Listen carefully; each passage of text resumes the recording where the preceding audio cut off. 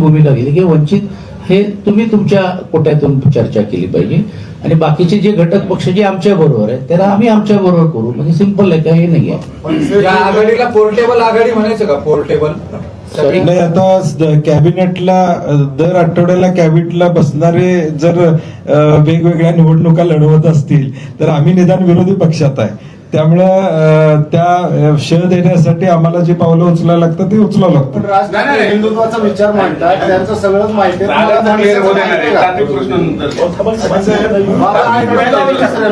मुद्दा काय आहे? तुम्ही मनसेला एक्झॅक्ट किती जागा सोडणार सांगितलं. मी सांगितलं ना तुम्हाला, ऑलरेडी बोललोय मी.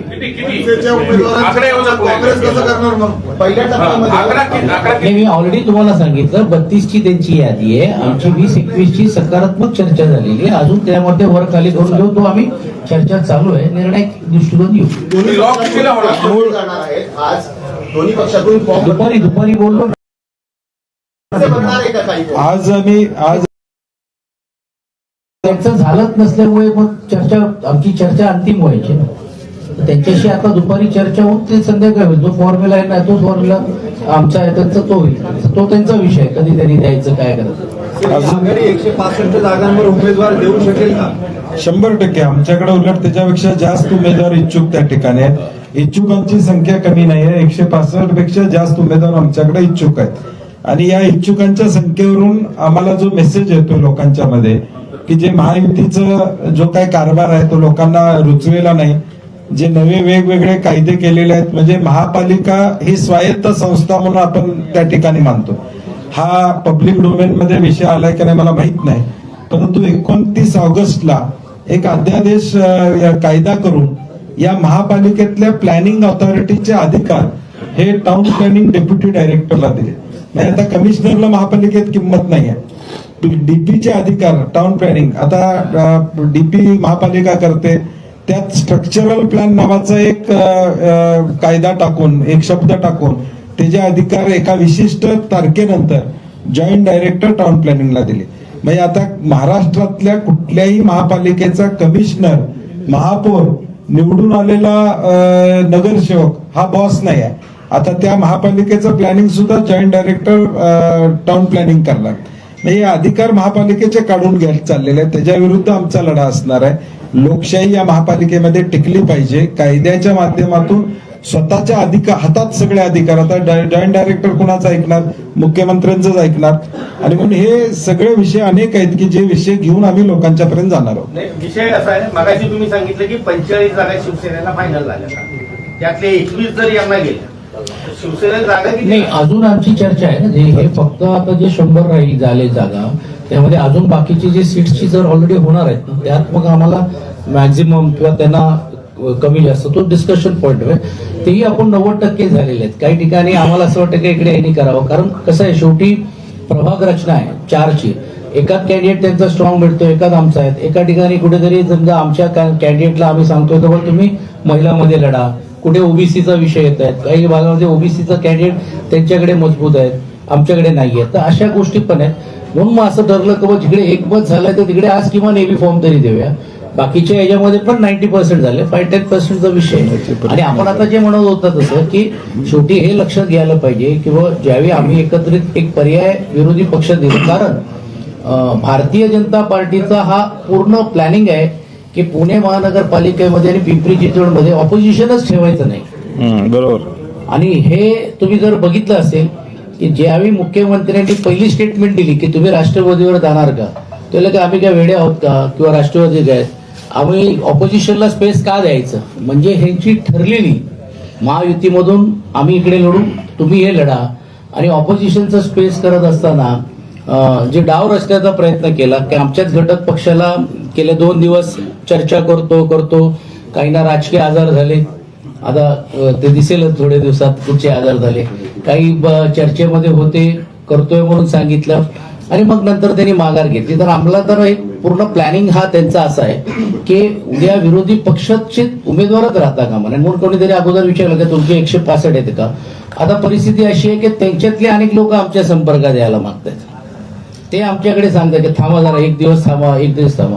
आणि आता स्पष्ट बोलायला हरकत नाही, काही भागांमध्ये तोही स्ट्रॅटेजीचा भाग आमचा आहे. म्हणूनच आम्ही उद्यापर्यंत आम्ही फॉर्म्स ते एबी फॉर्म्स पण आम्ही वाटप करणार. पण एक गोष्ट नक्की आपल्या माध्यमातून पुणेकराला हे समजलं पाहिजे की विरोधी पक्ष म्हणून जर हे सत्यामध्ये जर परिवर्तन करायचे लोकांच्या मनामध्ये, तर हा पर्याय हा काँग्रेस आणि हा शिवसेनाच असू शकतो. कारण राष्ट्रवादी काँग्रेस पक्ष हा सत्तेतलाच पक्ष, ज्याचा उल्लेख बंटीजींनी केलं की त्यांना काही गोष्टी करता आल्या असत्या, ते फेल झालेले आहेत. आणि ऑपोजिशनचा स्पेस राहू नये म्हणून ती एक स्पेस तयार करायचं आणि नंतर मग परत सत्तेत सामील व्हायचं. म्हणजे एवढंच जर वाटत असेल तर राष्ट्रवादी अजितदादा गटाने हे जाहीर केलं पाहिजे की बाबा महानगरपालिकेमध्ये आम्ही बहुमतवर आलो तर आम्ही बहुमत आम्हाला मिळालं नाही तर आम्ही भारतीय जनता पार्टीवर जाणार नाही, हे जाहीर करावं त्यांनी. म्हणजे आम्ही समजू की बाबा हा यांना खरोखरच एक विरोधी पक्षाची भूमिका घेऊन लढायचंय. म्हणजे बोलायला वेगळं बोलायचं, कॅबिनेटमध्ये एकत्र बसायचं आणि 15 दिवसाचा म्हणजे काय म्हणतात तात्पुरता घटस्फोट घ्यायचं आणि परत आम्ही एकमेकांशी एकत्रित बोलून घेऊन गप्पा मारायची, अशी भूमिका त्यांची दिसते.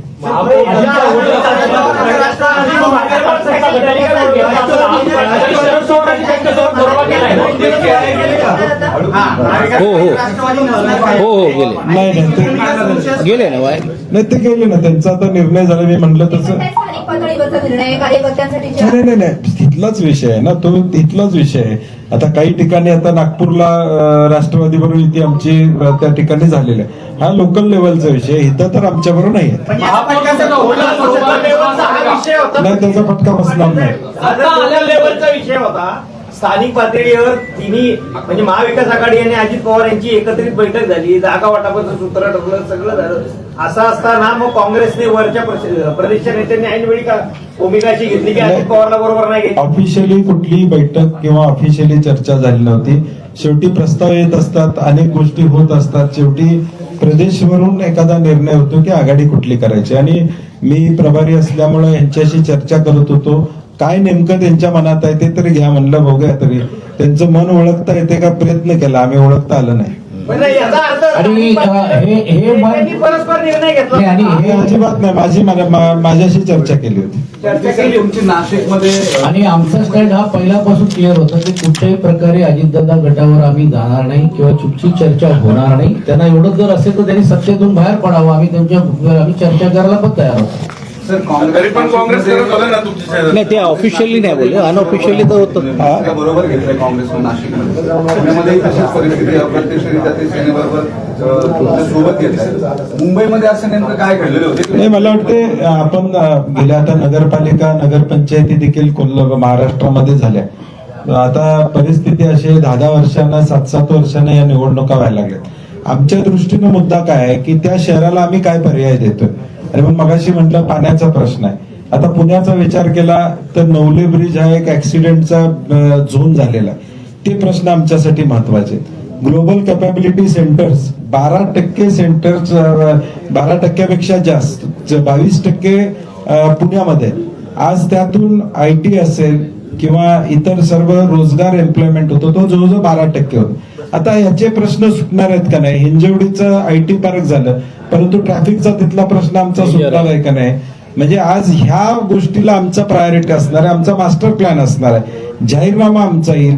पुण्यातल्या लोकांच्या मनामध्ये ज्या कल्पना आहेत त्या देखील आम्ही घेऊन त्या जाहीरनामा आम्हाला इम्प्लिमेंट करायची संधी. आता ठीक आहे पॉलिटिकल बोलणं हे चालत राहिलं, आरोप प्रत्यारोप, परंतु आमची प्रायोरिटी पुणे फर्स्ट असेल किंवा पुण्याला प्रायोरिटी देण्याची आमची भूमिका असेल.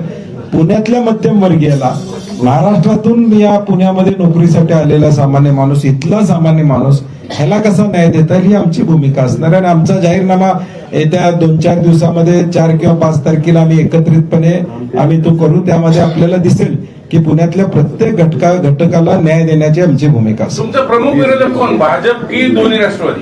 कुठं नाही, दोघंही आमचे विरोधकच आहेत ना.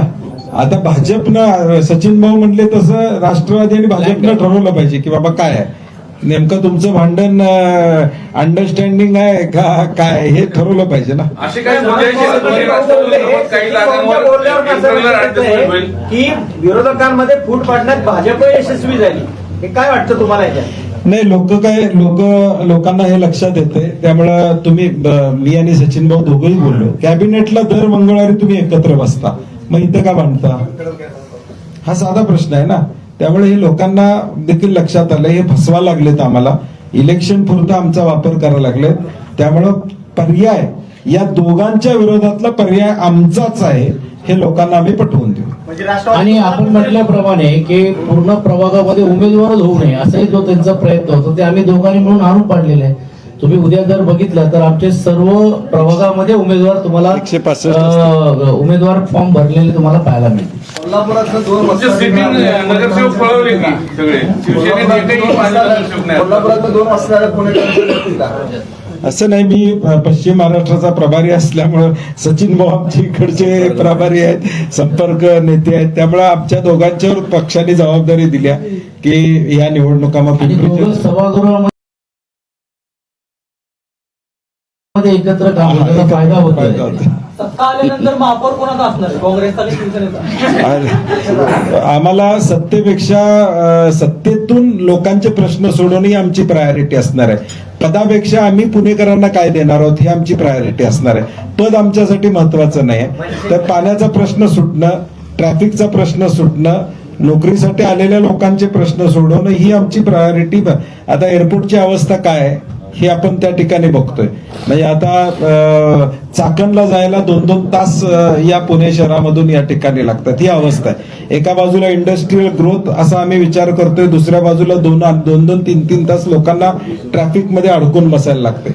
म्हणजे पुण्याला जायचं म्हणलं तर कसं, किती वाजता जावं, काय जावं, एवढं प्लॅनिंग करायला लागते. फ्लाईट सारखं प्लॅनिंग पुण्यात आता सिटीत करावं लागले लोकांना, की किती वाजता निघावं टायमिंग घेऊन, अशी अवस्था पुण्याची झालेली आहे. म्हणून हे प्रश्न आमच्यासाठी प्रायोरिटीवर आहे. म्हणून आता असं म्हणतात की लोक दुबईवरून मुंबईला यायला किंवा पुण्याला यायला 2 तास लागतात, पण एअरपोर्ट वरून घेऊन जर आपल्याला पुणे जर जायचं असेल तर अजून 2-2.5 तास लागतात, ही अवस्था आहे. आणि आपण जसं यांनी सांगितल्याप्रमाणे दुसरा मुद्दा हाही आहे की महानगरपालिका धुवून काढलेली आहे, जे भ्रष्टाचार झालेले आहेत ह्याची श्वेतपत्रिका काढली पाहिजे. याही सर्व गोष्टी आता प्रचाराच्या माध्यमातून येणार आहेत. आणि म्हणून आमचे नेते आहेत, काँग्रेस पक्षाचे ज्येष्ठ नेते आहेत, तर आता पिरियड पण खूप कमी राहिल्यामुळे मोठी सभा होण्यापेक्षा रॅलीवरती जास्त आमचा पुढच्या काळामध्ये भर राहणार आहे. सचिन भाऊ, मोहित ठाकरे बंधू एकत्र आले, दोघांची एकतरी सभा होणार आहे. प्रशांत जगताप आता काँग्रेस मध्ये आलेले आहेत. त्यामुळं आमच्या कालच्या बैठकीला असू दे, परवाच्या बैठकीला असू दे, ते सक्रिय आहेत. त्यामुळे काँग्रेसचे कार्यकर्ते म्हणून त्यांचा रोल हा जसा आमच्या इतर काँग्रेसच्या कार्यकर्त्यांचा आहे तसा असणार आहे. आणि मगाशी म्हटल्याप्रमाणे जाहीरनाम्यात आमच्या अनेक गोष्टी असणार आहेत. झोपडपट्टीवासियांचा विषय पुण्यातला असू दे किंवा वेगवेगळे विषय जे काय असतील तेही विषय आम्ही पुढच्या काळामध्ये घेऊ. नेमकं पुण्यामध्ये मी पहिलंच वाक्य वापरलं होतं, पुण्यनगरी किंवा विद्येचं माहेरघर म्हणून ओळखलं जातं. आज गुन्हेगारी एवढी प्रचंड वाढलेली आहे पुण्यात की कोयता गँगचं वर्चस्व पुण्यात आहे का अशी अवस्था झालेली आहे. ऐका, चला. परवा शहराध्यक्ष म्हणाले की मनसेसाठी आम्ही काँग्रेसचं स्टेज शेअर करणार नाही, असं काँग्रेसचं नाही, मला वाटतं त्याच्यावर 2 दिवस जाऊ देत आपण, जरा थोडं क्लॅरिटी येऊ दे मग बोलूया. सचिन भाऊ, सेना प्रचाराला यावी कसं आहे की वेगवेगळे महानगरपालिकेमध्ये महानगरपालिकेमध्ये सर्व जे हे नेते बिझी राहणार आहे. म्हणून आम्हीच ठरवलेलं म्हणजे त्यांनी आणण्यापेक्षा हा पॉलिटिकली आमचा एक स्ट्रॅटेजीचा भाग आहे की सभापेक्षा जास्त रॅलीवरती भर राहणार आहे. आता रॅलीमध्ये साहेबांना आणायचं आहे, दोन्ही मोठे साहेबांना आणायचं आहे की आदित्यजीने आणायचं आहे, जसं जसं वेळानुसार कारण पिरियड कमी राहिलेले आहेत. आणि आपल्याला सर्वांनाच माहिती आहे की दोन्ही प्रमुख नेते मुंबईमध्ये जास्त वेळ, ठाणा, कल्याण याच्यामध्ये, त्यातून नाशिक आहे, त्यातून इकडे देखील नक्कीच आदित्यजी आणि बाकी सर्व नेते मंडळी येतील. म्हणजे दोन्ही ठाकरे बंधूंची सभा पुण्यात होणार नाही, आहे. सभा मी बोलला ना तेव्हा आमच्या हातात ठरवायचं नाही, आज पहिला युनिफॉर्म तर भरू द्या, मग नंतर सभेचा बघूया. कारण काय होते, लक्ष होतायचे. नाही, असं काही नाही. आदित्यजी 2 वेळा येऊन गेलेले आहेत आणि परत पण देखील येतील का असं नाही का नाहीये. आता सभा घ्यायची का रॅली तो आम्ही ठरवू. धन्यवाद. आपण सर्वजण आल्याबद्दल आपले सर्व